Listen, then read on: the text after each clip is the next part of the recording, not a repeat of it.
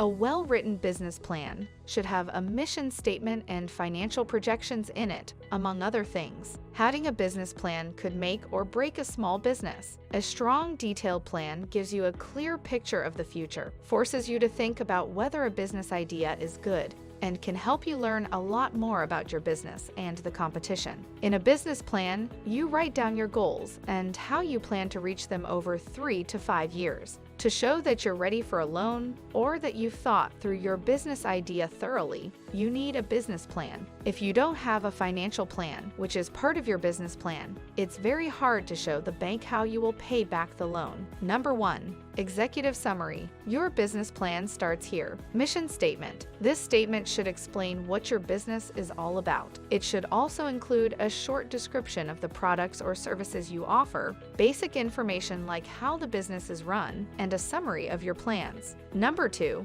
Company description. This section gives a quick look at your small business. An important piece of information about a company is found in this document. It includes things like its registered name, the address of any physical locations it has, names of key employees, and more information about the products or services it sells or plans to sell. Number 3.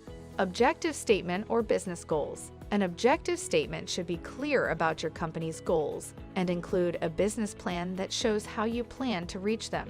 What you want to achieve, both in the short term and the long term, is written down in your plan. The reason why you need the funds, how the money will help your business grow, and the way you plan to reach your growth goals are all things you can talk about here. Here's what you need to do. Make sure you explain clearly what the deal is and how it will help your business grow. Explain how the loan will help your business launch the new product and boost sales by 50% over the next 3 years.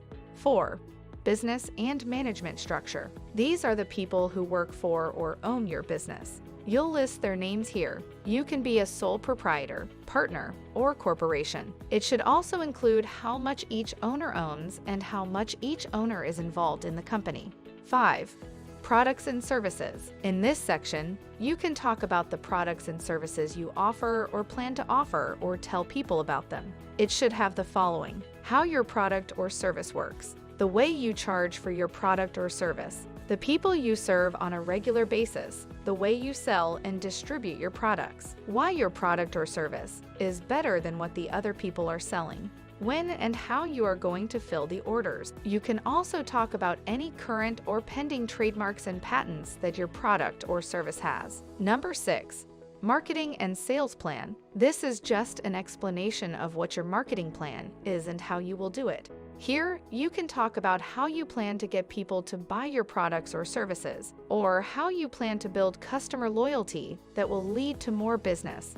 Also, this section can show off the strengths of your business and focus on what makes your business stand out from the rest of the pack. Number 7. Business financial analysis. If you're a new business, you may not know much about your finances yet. However, if you already have a business and want to get a small business loan, you'll need to include income or profit and loss statements, a balance sheet that lists your assets and debts, and a cash flow statement that shows how money comes in and out of the business. Some other ratios that show how well your business is doing: net profit margin, how much money you keep as net income from each sale. Current ratio, this is how well you can pay back your debts. Accounts receivable turnover ratio is a way to figure out how often you get paid on your debts each year. Number 8. Financial projections. If you're looking for money or investors, this is a very important part of your business plan. How your business will make enough money to pay back the loan or give investors a good return. Here, you'll give your business's monthly or quarterly sales, expenses, and profit estimates for at least 3 years. If you get a new loan, these numbers will be based on that.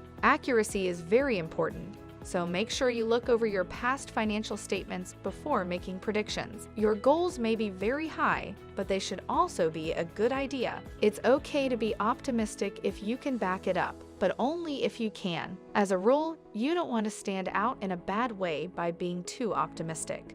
You want to show that your business can make enough money each month to pay back a loan, but you should also talk about the risks of the business. The loan officer is going to want to know that you've thought about all of the possible risks and that you've done something about them. Number 9.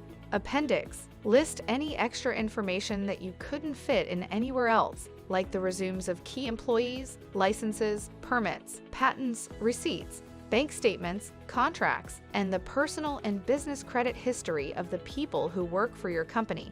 Consider adding a table of contents at the start of this part of the text. If the appendix is long, you might want to do this. Tips and resources for writing a good business plan are found here. Make your business plan stand out with these tips. People who get business loans from local banks are likely to know their market pretty well, so don't be too optimistic. Providing false sales estimates can hurt your chances of getting a loan. 15 to 25 pages should be enough for a good business plan, as long as the plan is clear, concise, and has all the information you need. Focus on the most important parts of your business plan, and don't get too bogged down in the technical aspects of your business or use too many industry terms. Putting important information in the appendix is always a good idea. It can be hard for lenders and investors to focus on your business when there are spelling, punctuation, or grammar mistakes. This can make them think about the mistakes you made instead of what your business is all about.